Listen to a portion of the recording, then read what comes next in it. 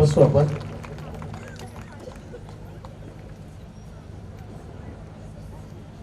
प्रभूला महिमा देतो. देवाच्या जवळ जाण्यासाठी प्रभूचा स्वभाव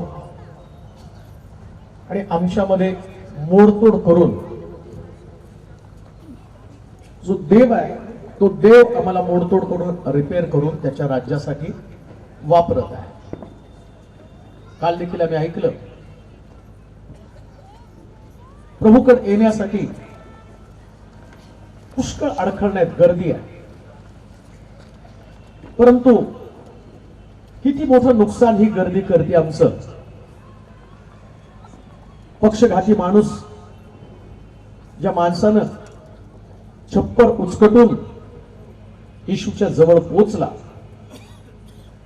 आणि येशूचे आई वडील त्याची नातवंड त्याची नातेवाईक यांना मात्र गर्दीचं अडखण होतं, ते येशूच्या जवळ पोहोचू शकले नाही.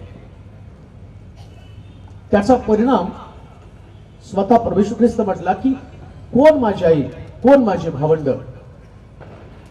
म्हणजे गर्दीचं अडखळण असणाऱ्या लोकांना येशूनं आपल्यापासून लांब ठेवलं. आता प्रश्न तोच आहे, आम्ही देवाच्या जवळ आहोत का एकमेकाच्या जवळ आहोत. जेव्हा आम्ही एकमेकाच्या जवळ राहतो त्यास आमच्या जीवनामध्ये देवाचं वास्तव्य देवाचं सानिध्य निघून जातं.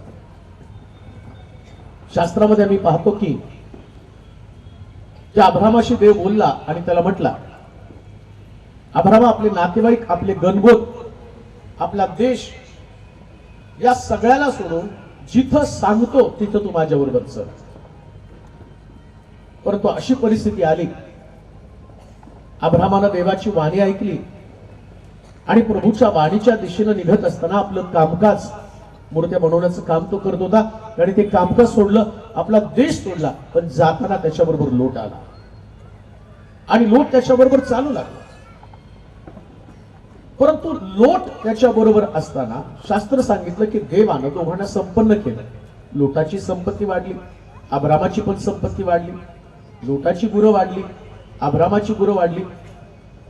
जो अब्राम देवाबरोबर चालवत होता पण लोट त्याच्या बरोबर चालवत होता आणि परिणाम असा झाला की त्या दोघांमध्ये वाद निर्माण झाला, भांडण निर्माण झालं. संगती अशीच आहे, माणसाच्या संगती राहिला तर वादाचं कारण बनणार आहे.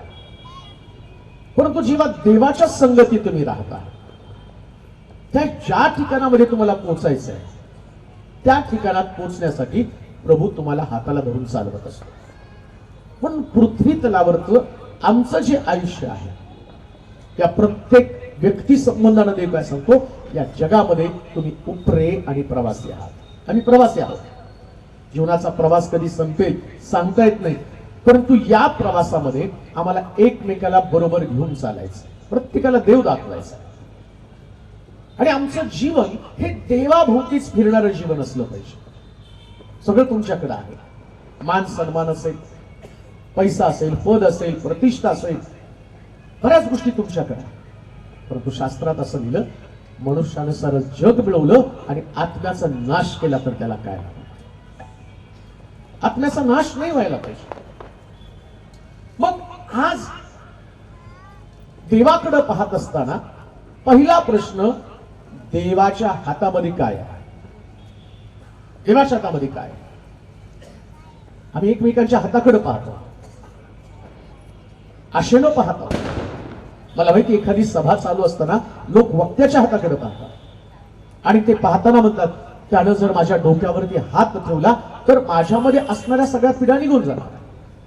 तुम्ही माणसाच्या हाताकडे पाहता, वक्त्याच्या हाताकडे पाहता, परंतु कोणा वक्त्याच्या हातामध्ये कुठली जादूची काडी नाही, कोणी व्यक्तीमध्ये इतकं सामर्थ्य नाही की तो तुमच्या प्रश्नाची सोडवणूक करेल.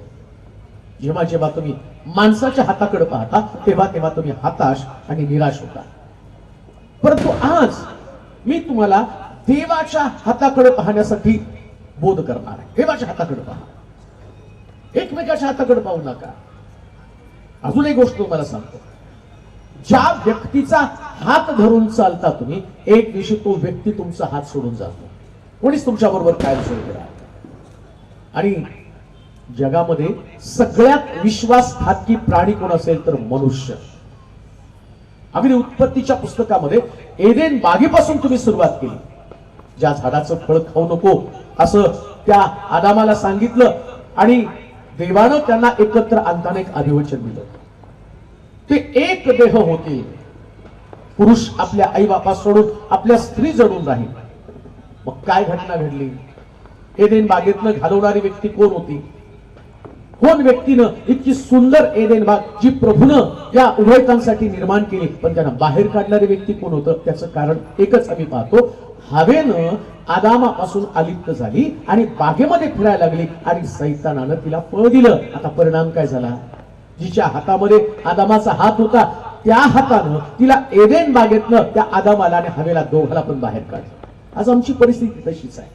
एकमेकाच्या हातामध्ये हात घालून तुम्ही चालला तर एदेन म्हणजे आनंद, तुमच्या जीवनातला आनंद निघून जाईल.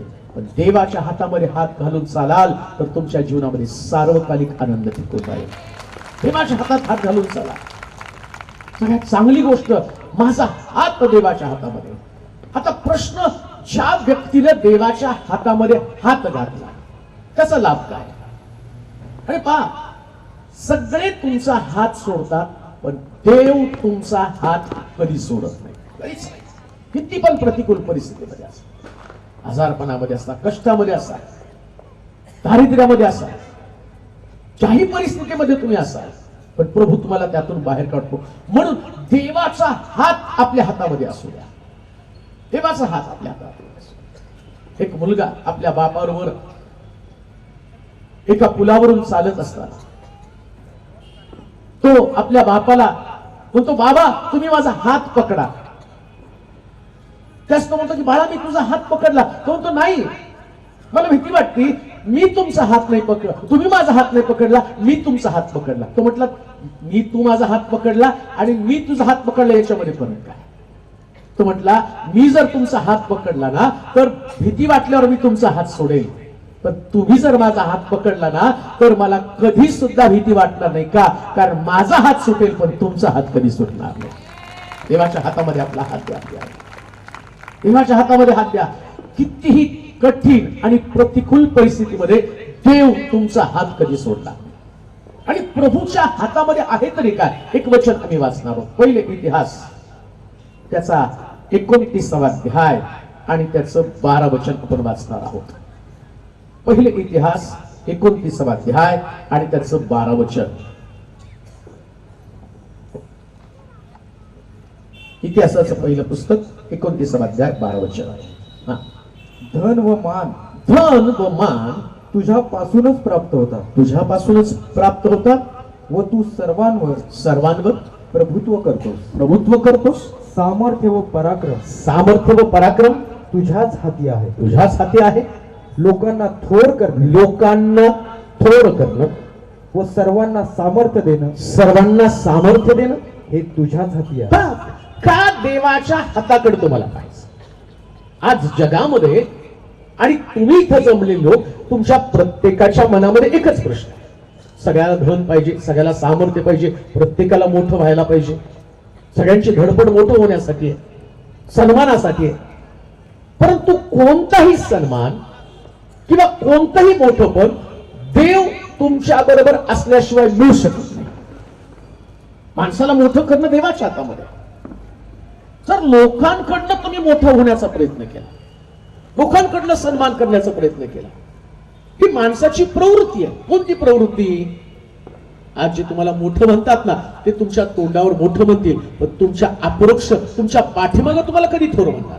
देवाचं मत तसं नसतं. देवानं एका व्यक्तीला हाताशी धरलं ना तर दिवस रात्र त्याची प्रगती, त्याची उन्नती, त्याचा विकास, त्याचा विस्तार व्हावा, त्याला मोठ्या जागेवरती पोचावं, दिवस रात्र देव तेवढंच काम करत असतो. देवाचे प्रिय लोक, कोणा व्यक्तीच्या हाताकडे पाहू नका. कोण व्यक्ती तुम्हाला मोठं करणार नाहीये. मोठं करण्याची ताकद फक्त देवामध्ये आहे. आणि जो व्यक्ती देवाच्या हाताला धरून चालतो ना, देव इतका मोठा आहे. जगामध्ये देवापेक्षा कोणीच मोठं असू शकत नाही. कोणीच नाही. कोणा व्यक्तीला जीवन देण्याची ताकद नाहीये.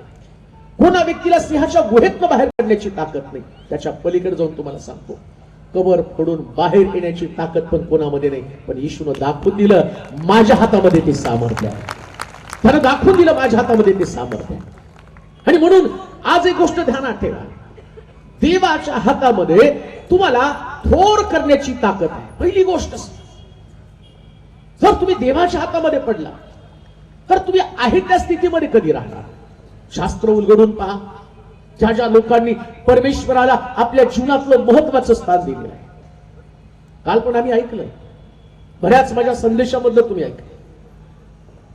एक छोटा मुलगा योसेफ, या योसेफाला देव स्वप्न देतो, 11 पेंढ्या तुझ्या पेंढीला नमन करतील, सूर्य चंद्र तारे 11 तारे तुला नमन करतील.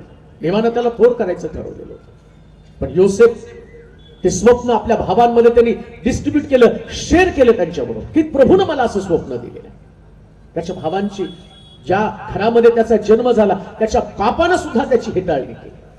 काय 11 तारे तुझे 11 भावंड तुला नमन करतील, सूर्य चंद्र म्हणजे आम्ही पण तुला नमन करणार का? इतकं तू थोर होणार आहेस का? इतका तू मोठं होणार आहेस का? आणि का प्रभू त्याला मोठं करत आहे? का त्याला प्रभूनं ठरवलं मोठं करायचंय? त्याचं कारण पण आम्ही तुम्हाला सांगतो. त्याने आपल्या जीवनामध्ये देवाला सोडण्याचा कधीच निश्चय केला नाही. देव त्याला तपासत होता. स्वप्न दाखवल्याबरोबर या लोकांनी त्याला थोर होण्यापासून परावृत्त केलं, त्याला खड्ड्यामध्ये टाकलं, जीव मारण्याचा प्रयत्न केला, विकून टाकलं त्याला. त्यांना असं वाटलं हा मोठा होणार नाही, आता 11 पेंड्या नमन करणार नाही, सूर्य चंद्र तारे नमन करणार नाही. लक्षात ठेवा, जेव्हा देव ठरवतो ना, त्याच्या योजनेला प्रतिबंध करण्याची ताकद जगामध्ये कोणामध्ये नसते. प्रभू थोर करतो, प्रभूची योजना, प्रभूची योजना समजून घ्या. माणसाच्या हाताकडे पाहू नका. कोणा व्यक्तीमध्ये एवढी ताकद नाही की तो तुम्हाला उंच करू शकेल. पोटीपराच्या घरामध्ये सुद्धा पोटीपरानं आणि त्याच्या पत्नीनं योजना करून ठेवली, या योसेफाला बंदीशाळेमध्ये टाका. देवाचं प्लॅनिंग होतं, देवाची योजना होती, योसेफाला थोर बनवावं. देवाचे प्रिय लोक, आज तुमच्यापैकी कित्येक परिवार, कित्येक लोक या ठिकाणामध्ये असतील, ज्यांना देवानं ठरवलं तुमचा हात देवाच्या हातामध्ये जाईल तर तुम्ही सामान्य लोक राहणार नाही, प्रभू तुम्हाला थोर करणार. देवाच्या हाताकडे पहा, परमेश्वराच्या हाताकडे पहा. परमेश्वराच्या हातामध्ये इतकी मजबूती आहे, इतकी ताकद आहे की तो तुम्हाला दलदलीतनं काढून उच्च पदावरती स्थापित करू शकतो. खड्ड्यातनं काढून योसेफाला देवानं इतक्या मोठ्या जागेवरती नेलं. त्या राजा त्याला सांगत आहे, फक्त नावाला राजा मी आहे, सगळा अधिकार तुझ्याकडे. किती थोर प्रभूने त्याला बनवलेले. तुम्हाला वाटत नाही का तुमची सुद्धा आणि परिस्थिती बदलावी, तुमचं जीवन बदलावं आणि तुम्हाला थोर व्हावं? परंतु लक्षात ठेवा, तुम्ही माणसाच्या हाताकडे पाहता. लढून असतात, त्यांना असं वाटतं आमच्या आई वडील आमचं करिअर घडवतील. काम करणारा व्यक्ती म्हणतो माझा बॉस मला मोठं करेल, तो माझं प्रमोशन करेल. कोणाच्या हाताकडे पाहू नका. ज्याच्या हातामध्ये तुम्हाला थोर करण्याचं सामर्थ्य आहे, आज रात्री त्याच्या हाताकडे तुम्ही पहा आणि त्याचा हात इतका मजबूत आहे की त्यानं ठरवल्यावर तुम्हाला मोठं होण्यापासून कोणीच वाचवू शकत नाही. कोणीच नाही वाचवू शकत. अहो, मर्दखैसाठी हामानानं एवढं मोठं कारस्थान केलं, त्याला वाटलं हा व्यक्ती माझ्या समोर नमत नाही. त्याने योजना केली मला सलाम करावा. त्यानं योजना केली त्या व्यक्तीने माझ्या समोर झुकावं. अहो, तो कट्टर यहुदी होता.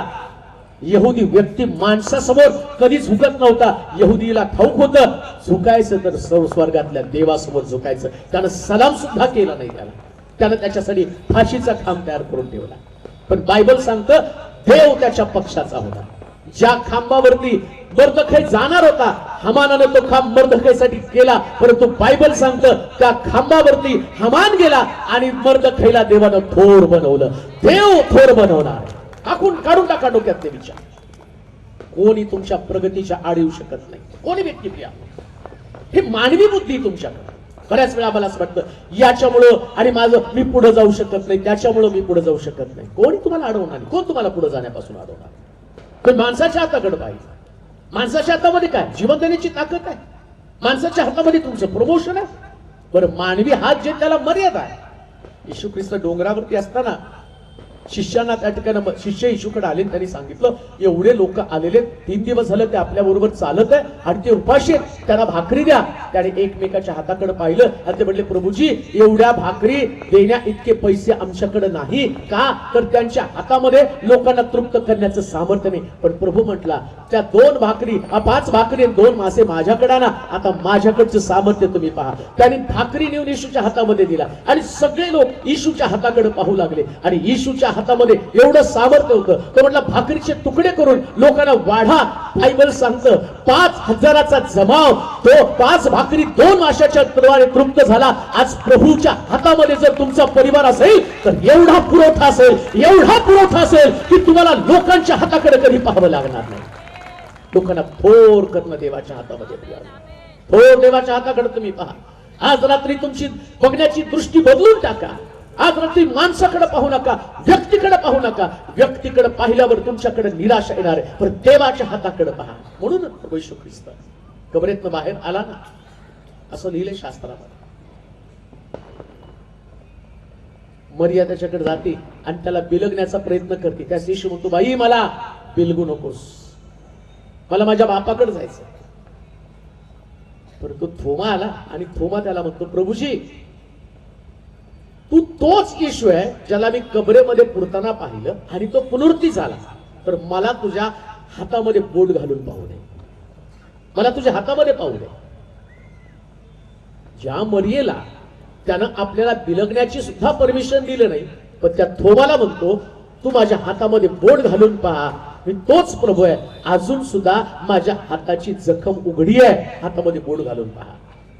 थोमानं त्याच्या हातामध्ये बोट घातलं. परिणाम काय झाला माहिती का? जो थोमा अविश्वासू होता तो थोमा एवढा थोर झाला, इतका मोठा झाला. या थोमानं भारतामध्ये येऊन आम्हाला ख्रिस्त सांगितला आणि भारतातल्या लोकांना ख्रिस्त सांगणारा थोमा थोर झाला. म्हणजे आम्हाला देवाच्या हातामध्ये थोर करण्याचं सामर्थ्य. प्रभूच्या हाताकडे पाहूया, एकमेकाच्या हाताकडे पाहू नका. आणि जे लोकांच्या हातामध्ये ते पुरवठा देणारं नाहीये. एलिया विधवेच्या घरी जाताना तिला म्हणतो बाई मला भाकर दे. त्यास ती काय म्हणते माहिती का? माझ्याकडं 1 भाकर आहे, माझा मुलगा खाणार मी मरणार. हे लोकांचा पुरवठा आहे, हा लोकांचा पुरवठा आहे. ते कोणीच तुम्हाला तृप्त करणार नाही. मर्यादा आहे, लिमिटेशन्स आहे. प्रत्येक गोष्टीला मर्यादा असणार आहे. आणि तुमचं मर्यादित जीवन हे तुम्हाला कधीच मोठं बनवणार नाही.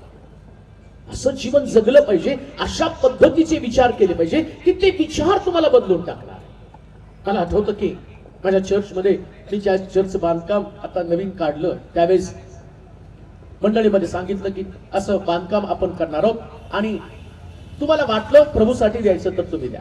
त्यास एक जोडपं माझ्याकडे आलं आणि ते आले आणि त्याने मला सांगितलं, त्यांनी पैसे घेऊन माझ्याकडे आले आणि ते 1 लाख रुपये त्यांनी माझ्या हातामध्ये दिले. ते म्हटले आमची बिशी लागली, 1 लाख रुपये आम्हाला घर घ्यायचं होतं, त्याच्यासाठी म्हटलं बिशीचे पैसे आले तर आपण घर घ्यावं. परंतु आमच्या लक्षात आलं आपलं घर तर आपण नंतर बांधू, पहिले देवाचं घर बांधू. मग त्यांनी ते 1 लाख रुपये आणले माझ्या हातामध्ये दिले. ते म्हटलं तुम्हाला घर बांधायचं होतं, मग तुम्ही हे 1 लाख रुपये कशाला आहे? त्यांनी 1 लाखात तर घर होणार नाही, हे आमचं डाऊन पेमेंट अजून आम्हाला लागणार आहे. मग आमची इच्छा आहे की पहिले प्रभूचं घर बांधलं. ते पैसे घेतल्यावर आम्हाला म्हटलं नाही जो का यायला तयार नाही, हे पैसे पहिले द्या. मग ते आले मंदिरामध्ये, त्यांनी माझ्या हातात ते पैसे दिले, मी घेतले आणि मी प्रार्थना केली, प्रभू यांनी तुझं घर बांधायला सुरुवात केली, यांचं घर सगळ्यात भारी तू बांध. तो देव आहे, देवाला कोणती गोष्ट कठीण आहे. आणि इकडे त्यांनी 1 लाख रुपये माझ्या हातामध्ये आणून दिले, मी ते ठेवले आणि तेवढ्यामध्ये एक सुंदर घराचं प्रोजेक्ट त्यांच्या समोर आलं. मग ते लोक आले, ते म्हटले चला 3 BHK बेडरूमचं बंगला त्यांच्या समोर आला. मग तो बँकवाला त्यांच्याकडे आला, सॉरी तो जी त्याची स्कीम होती तो व्यक्ती आला. तो म्हटलं या तुम्ही घर बघा. आणि त्यांनी पाहिलं आणि मग त्यांनी सांगितले एवढ्या किमतीत तुम्हाला 45 लाखामध्ये 3 BHK देणार आहे. ते म्हटले आमच्याकडे पैसे नाही. ते म्हटले प्रोव्हिजन आम्ही सगळी करू, सगळं तुम्हाला जेवढं पाहिजे तेवढं लोन आम्ही देऊ. आणि परवा त्यांच्या घराचं ओपनिंग केलं. अजून चर्च बांधून पूर्ण नाही झालं, पण त्यांच्या स्वतःच्या घरामध्ये ते राहायला गेले. का? देवाच्या हातामध्ये तुम्हाला थोर करण्यात येईल. देवाच्या हातामध्ये तुम्हाला थोर करण्यात. तुम्ही तुमच्या हाताकडे बघत बसू, काय माझ्या हातामध्ये आहे. मी पण त्या लोकांच्या हाताकडे नाही पाहिजे.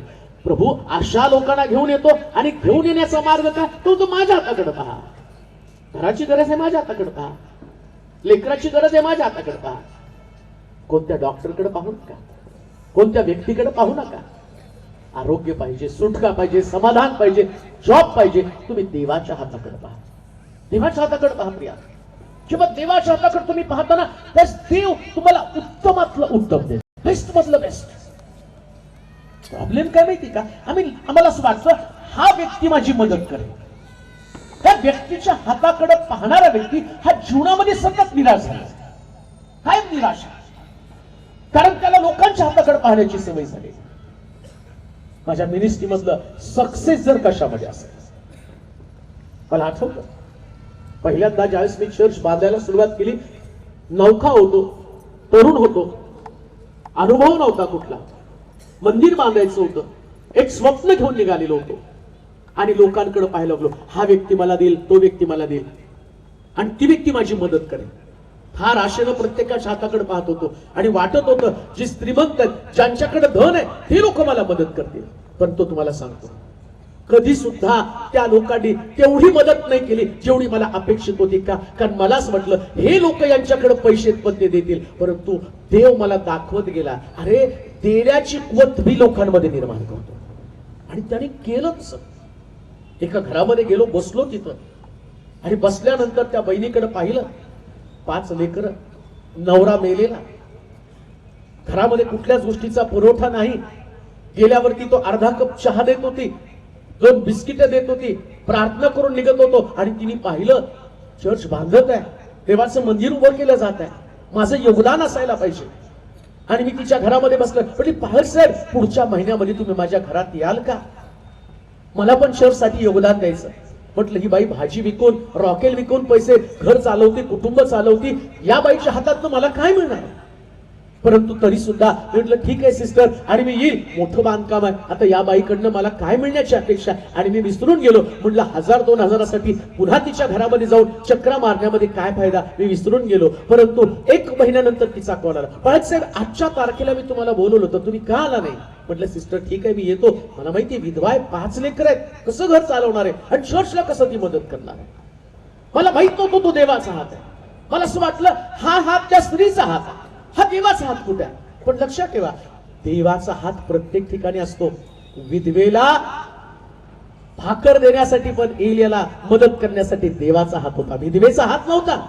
1 भाकर मी खाईल, माझा मुलगा खाईल आणि मरून जाईल, पण आपली भाकर तिनं त्या एलियाच्या हातामध्ये दिलं आणि देवाच्या हाताकडे पाहायला लागलं. तसं या बाईने पण केलं. मला बोलवलं घरी आणि गेलो तिच्या घरामध्ये.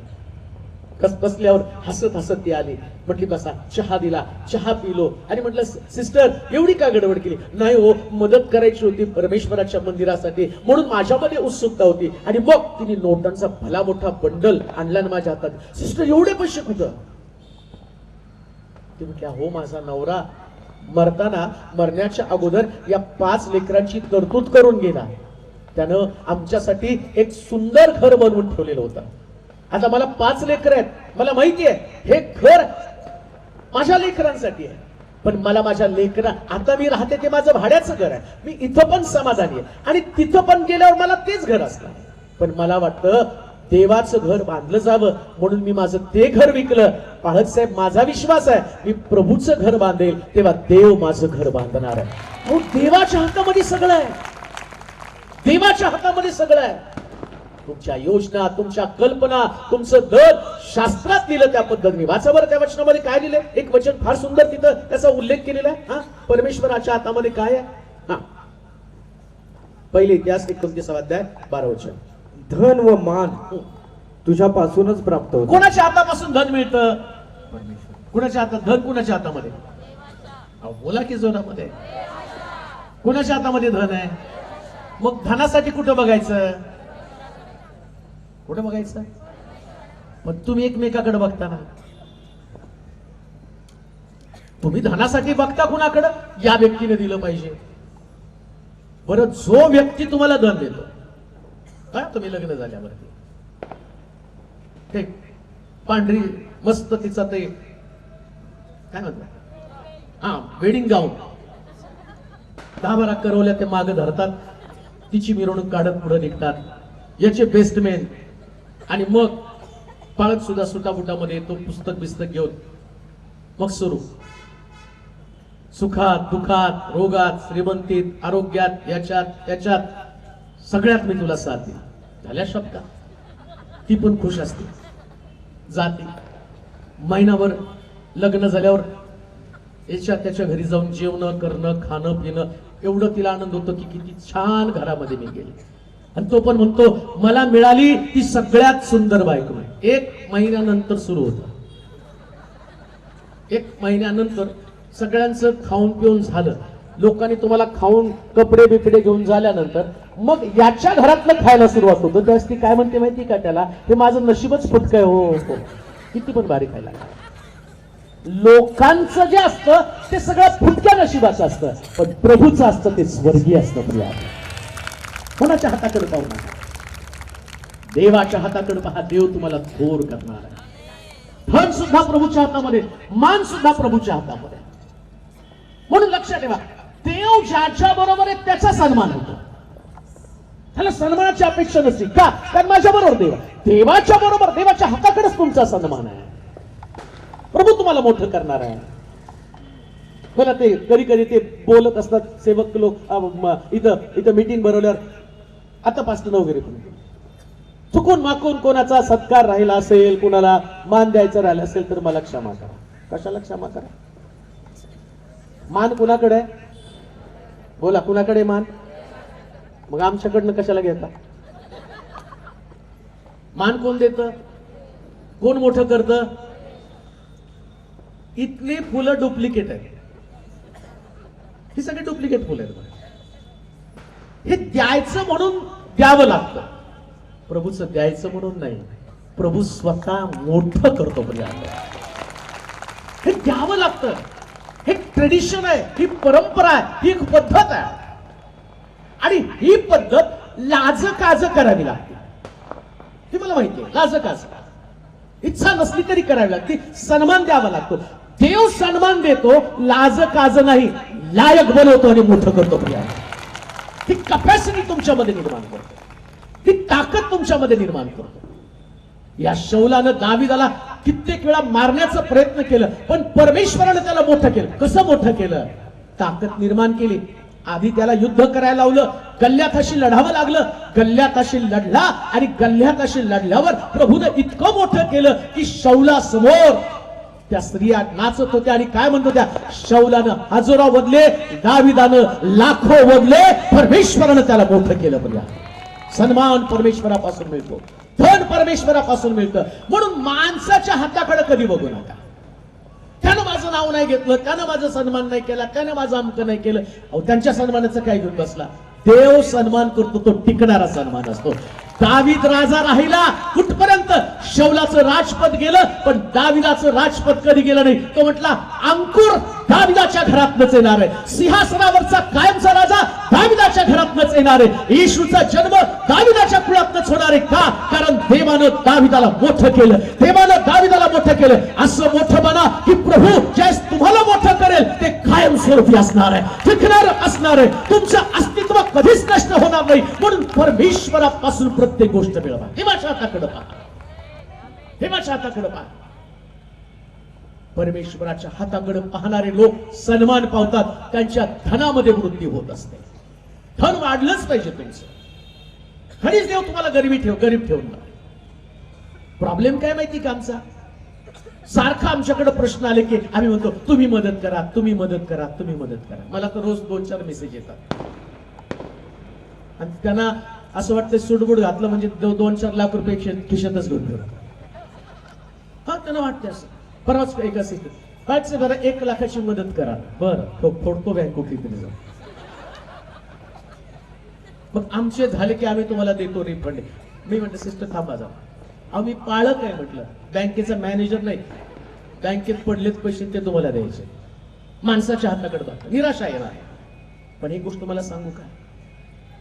जेव्हा तुम्ही देवाच्या हाताकडे पाहता, देव इतका भारी पुरवठा करतो, ते रिफंड करण्याची कधी गरज नसते. कधीच रिफंड करा, कधीच नाही, मागत पण नाही देव. आणि शास्त्र काय सांगतं? ज्यानं पुत्र दिला तो बाकीच्या गोष्टी देणार नाही का? इतकं मोठी ताकद आहे हातात. जर पुत्रच दिला आणि पुत्र सर्वोत्तम होता, हो, बेस्ट मधलं बेस्ट होता. स्वतः मी सेवा करताना एवढे अद्भुत चमत्कार पाहिले, एवढे अद्भुत चमत्कार. जेव्हा जेव्हा मदतीची गरज वाटली तितकं तिथं प्रभू इतक्या अद्भुत रीतीने पुरवत आला. आज जर माझं सगळं लक्ष कुठं लागतं तर फक्त देवाच्या हातात, कोणत्या माणसाच्या हाताकडे मी पाहतो. मला माहिती की माणसा